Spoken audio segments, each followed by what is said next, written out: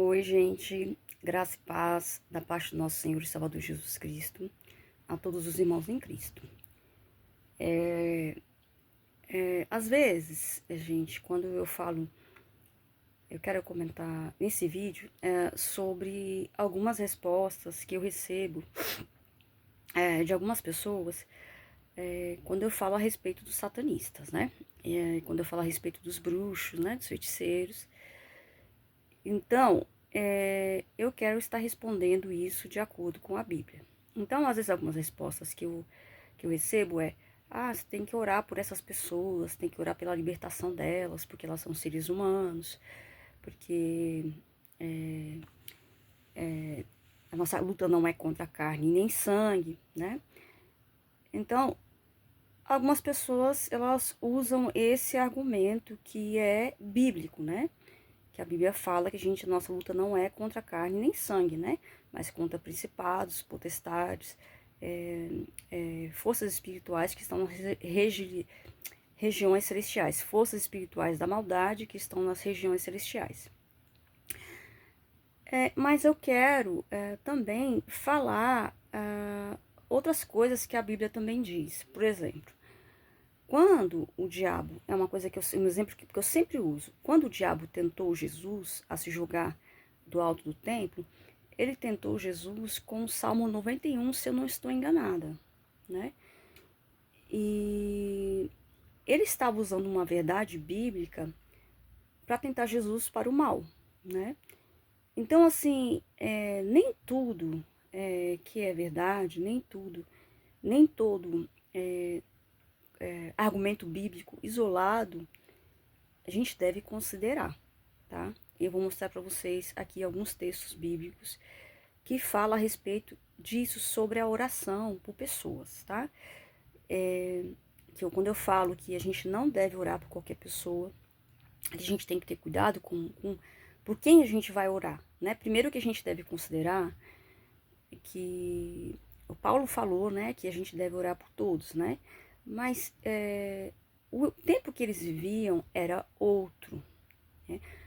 A postura dos crentes daquela época era outra. A postura dos crentes daquela época era falar para um demônio que estava no corpo de uma pessoa, sai em nome de Jesus, e o demônio saía. Hoje em dia, os crentes não têm nem unção a ponto de uma pessoa endemoniada nem manifestar, nem chegar perto desses crentes e essa pessoa e o demônio nem manifestar. Então, a igreja perdeu a unção de tal maneira que dentro da igreja tem pessoas endemoniadas e as pessoas não manifestam. Além disso, naquela época, quando um apóstolo, quando um pregador do evangelho falava para uma pessoa doente ficar curada em nome de Jesus, a pessoa ficava curada.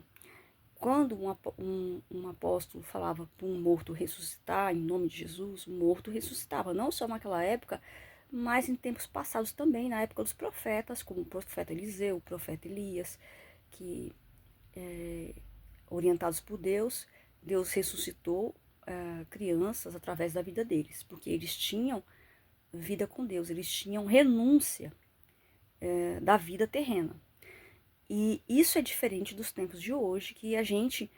E quando eu falo a gente, pessoal, irmãos, eu também estou me incluindo nisso. A gente vive numa época que é muito difícil a gente renunciar ao mundo, porque o pecado ele está a todo momento ao nosso redor. E eu falo isso, gente, na época que eu saía com o meu esposo, que eu fazia as compras da casa com ele, na época que eu comprava as minhas roupas, que eu andava aqui num bairro que é parecido com a 25 de março em São Paulo, é um bairro, é como se fosse uma mini 25 de março, é bem pequeno, mas ali vende de tudo. E a gente, às vezes, eu passava e eu ficava olhando pelas lojas para ver se eu achava alguma roupa que eu pudesse comprar e que pudesse me servir como cristã. Gente, eu via, às vezes, essas calças leg, que as lojas colocam à mostra na vitrine, às vezes na calçada da loja, e as calças com uma costura que marca a bunda de uma certa forma, que parece que a mulher tá nua. E essas calças, essas manequins, onde colocavam essas calças, eram colocadas com o bumbum virado para a rua. Então, você vê aquilo, gente, muitas vezes não tem como não pecar. Não há como não cometer um pecado, porque as coisas estão assim jogadas aos nossos olhos. Então, assim, e não só isso também, quando você anda na rua, a gente vê os outdoors e banners que fazem propaganda de alguns produtos, por exemplo, os produtos para homem. O Carlos comentou outro dia, meu esposo, né? Eu estava comentando com ele a respeito do livro do Theodor Adorno sobre a indústria cultural, né? Que fala sobre isso, né? Não é um livro cristão, mas ele fala uma coisa bastante interessante a respeito dessas coisas da moda e como isso é colocado na cabeça das pessoas, que as pessoas têm que se vestir ou se comportarem de determinadas formas, né? E ele fala como isso é feito.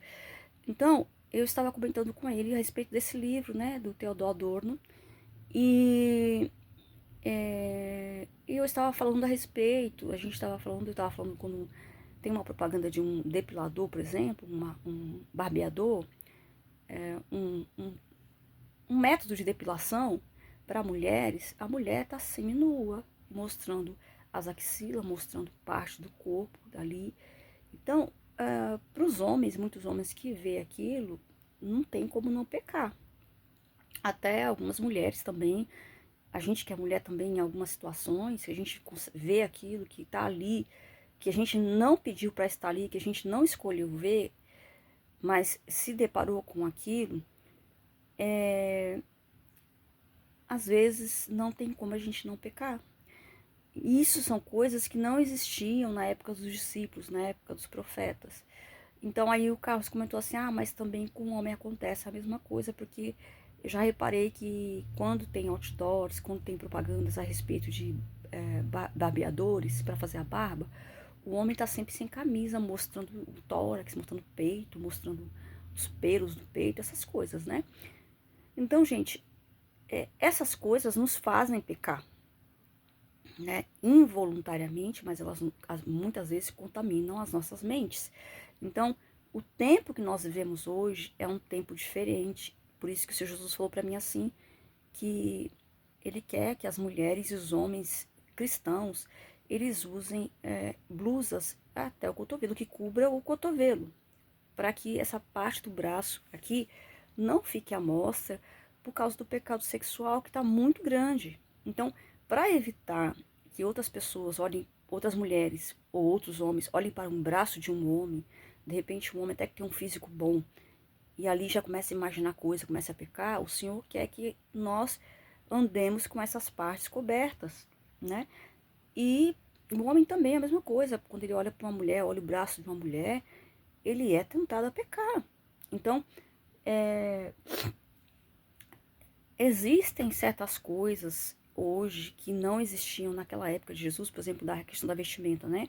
As pessoas andavam com túnicas. As túnicas, elas costumavam vir até o pulso, né? Ela cobria todo o braço, ela, na questão da perna, ela ia até mais ou menos pelo tornozelo.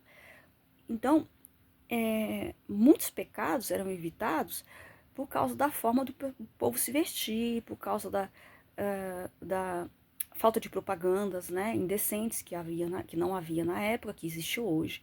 Então, muita coisa mudou, tá? Então, voltando ao assunto que eu estava falando para vocês a respeito da oração. A gente deve orar por satanistas e bruxos. Eu vou falar uma coisa para vocês. Eu escolhi alguns textos aqui da Bíblia. Eu vou estar olhando pro celular, tá?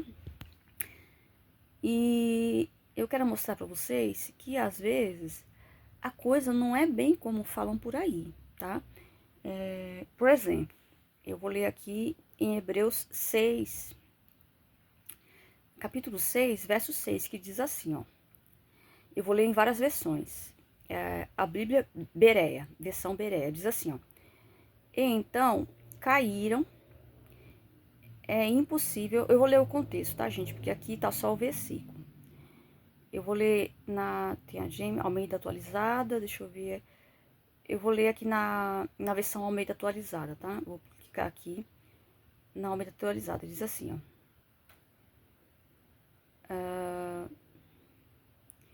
Ai, deixa eu voltar, porque eu não, 6:6. Tá, 6:6. Almeida atualizada. E diz assim, eu vou ler a partir do 5, tá, gente? Ó, 5 não, tem que ser do 4. Porque é impossível que os que uma vez foram iluminados, deixa eu ver, 4, foram iluminados e provaram um dom celestial e se fizeram participantes do Espírito Santo e provaram a boa palavra de Deus e os poderes do mundo vindouro e depois caíram, sejam outra vez renovados para arrependimento, visto que quanto a eles estão crucificando de novo o Filho de Deus e o expondo ao vitupério. Então, o que ele está dizendo aqui? Ele não está falando do povo do mundo. Ele está falando do povo que conheceu a Cristo, que participou, né, das bênçãos do Espírito Santo, do mundo vindouro, que alcançou a salvação e que caiu. E ele está dizendo que para essas pessoas é impossível elas se arrependerem de novo, tá? Elas se arrependerem e serem salvas. Então, se ele está dizendo aqui que é impossível para essas pessoas se arrependerem e serem salvas, qualquer oração por essas pessoas, gente, é oração sem resposta. E orações sem resposta, quando a pessoa faz uma oração que não é para ela fazer, que não tem resposta, enfraquece a pessoa. Então, assim, e além disso, quando a pessoa ora por um satanista, por exemplo, um pastor, né? Como eu falei para vocês, eu tenho falado muito sobre pastores, né? Pessoas que antes eram cristãs e que em algum momento da vida elas deixaram de ser cristãs e viraram satanistas. Essas pessoas, gente, elas não têm mais salvação. É impossível, aqui está dizendo que é impossível elas se arrependerem e elas voltarem a ter a salvação. Gente, eu estou falando especificamente de pessoas que foram crentes, tá? Pessoas que tiveram um encontro real com Deus, pessoas que tiveram um relacionamento com Deus. Não estou falando de pessoas que nunca conheceram a palavra de Deus, que às vezes está no mundo da feitiçaria, está no mundo do satanismo, mas nunca ouviu falar do reino de Deus. Não estou falando dessas pessoas. Estou falando de pessoas que participaram do corpo de Cristo, e que abandonaram e entraram para o satanismo. E para essas pessoas é impossível elas voltarem ao arrependimento, gente, e vou falar por quê. Porque quando o diabo ele recruta esse tipo de pessoa para o satanismo, ele sabe que na mentalidade da pessoa, a pessoa tem o entendimento que em algum momento ela pode se arrepender, ela pode conseguir uma saída e se arrepender e voltar ao caminho da salvação. Então, o que ele faz? Quando ele recruta essas pessoas, ele obriga essas pessoas a cometerem pecado de blasfêmia, porque ele sabe que depois que essas pessoas cometem pecado de blasfêmia, elas não têm mais salvação.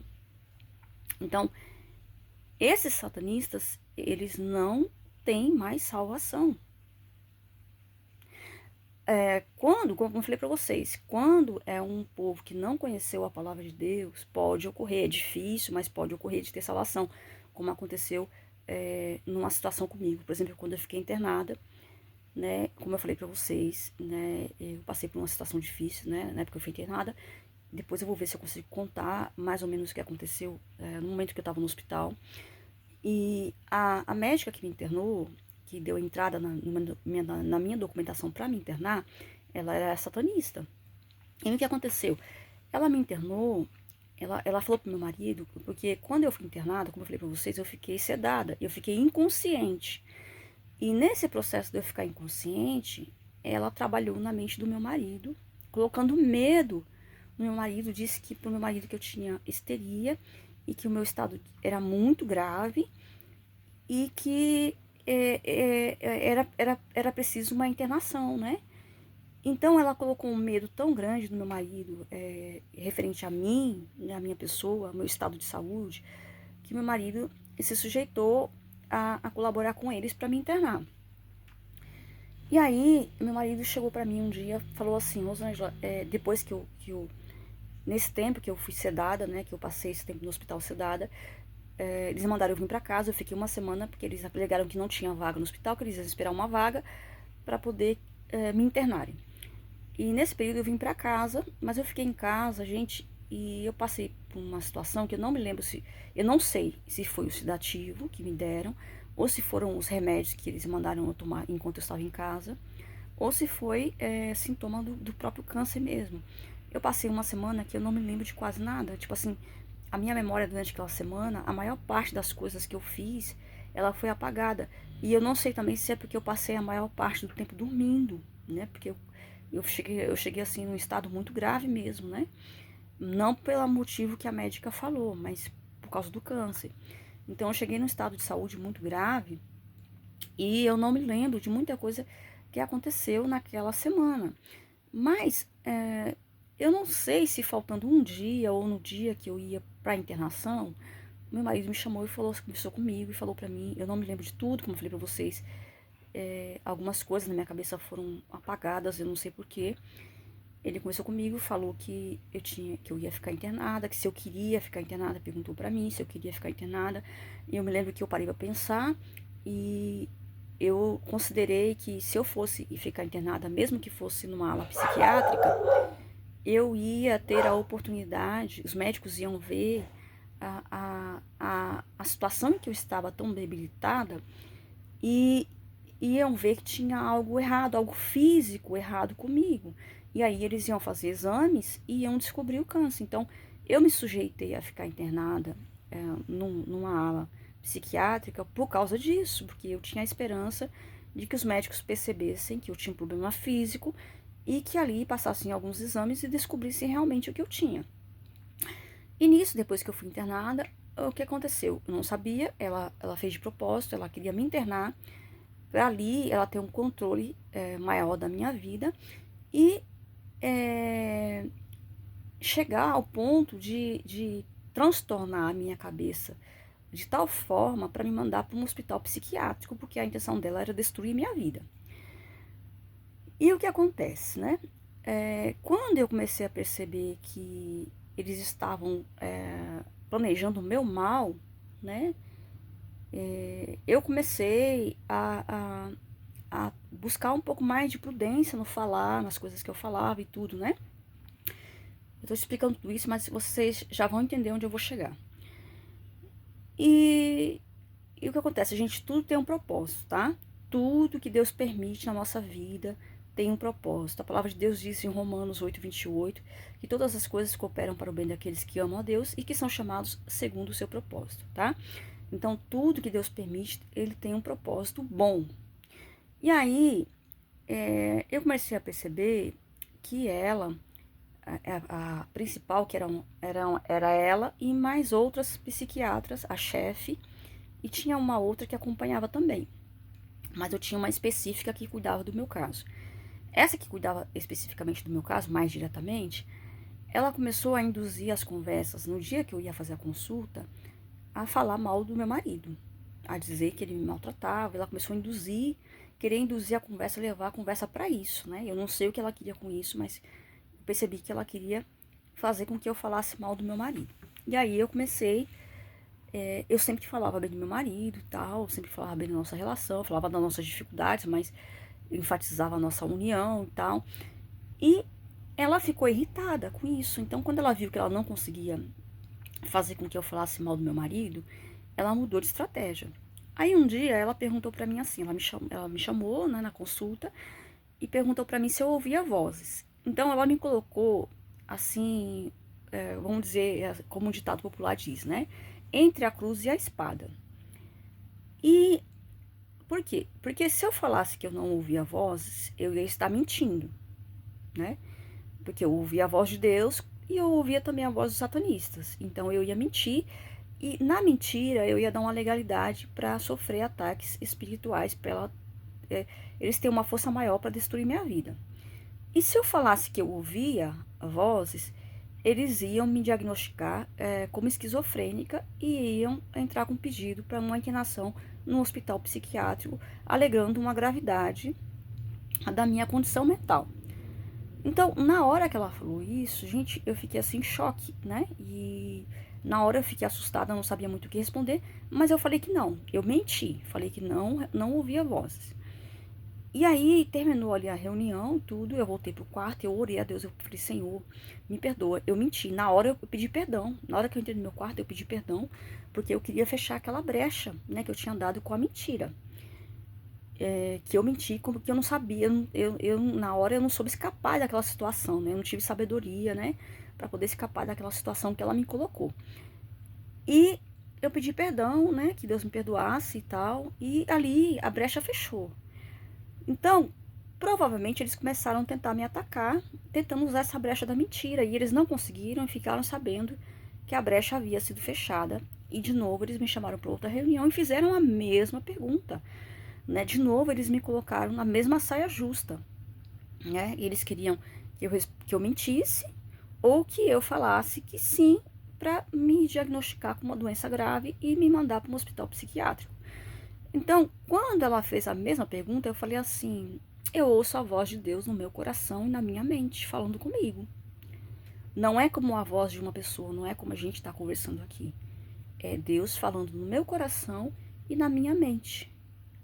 E quando eu falei isso, ela ficou totalmente em resposta. E eu percebi a fúria dela, porque ali naquela resposta eu consegui escapar da armadilha que ela estava preparando para mim. E quando eu falei isso, ela entrou numa fúria. E aí ela elaborou um outro plano. Ela chamou um grupo de dança, gente, por isso que eu já era contra essa coisa de dança na igreja. Depois dessa situação que aconteceu no hospital comigo, que eu presenciei, eu sou muito mais contra. E ela chamou um grupo de danças para ir no hospital, que tinha uma sala lá no hospital, nessa área da psiquiatria, que era para alguns eventos que eles usavam, né? E esse grupo de dança, ele fazia movimentos com o corpo que invocava demônios. E ela convidou todos os pacientes para ir nessa apresentação, inclusive eu. Eu pensei, eu tenho que ir, porque se eu não for... Então, eles sempre procuravam me colocar em saia justa, em situações que, de alguma forma ou de outra, qualquer escolha que eu fizesse, viesse a me comprometer. Se eu não fosse, ela ia alegar no relatório que ela fazia sobre mim, que eu era uma pessoa difícil e eu não me relacionava com os outros internados. E que eu me isolava, então isso poderia impedir a minha alta, poderia, de repente, alegar um agravamento do meu estado psicológico. Desculpa, gente. Poderia dar muitos argumentos para eles, né, para prejudicar a minha vida, mais do que já estavam prejudicando. Então, eu resolvi ir.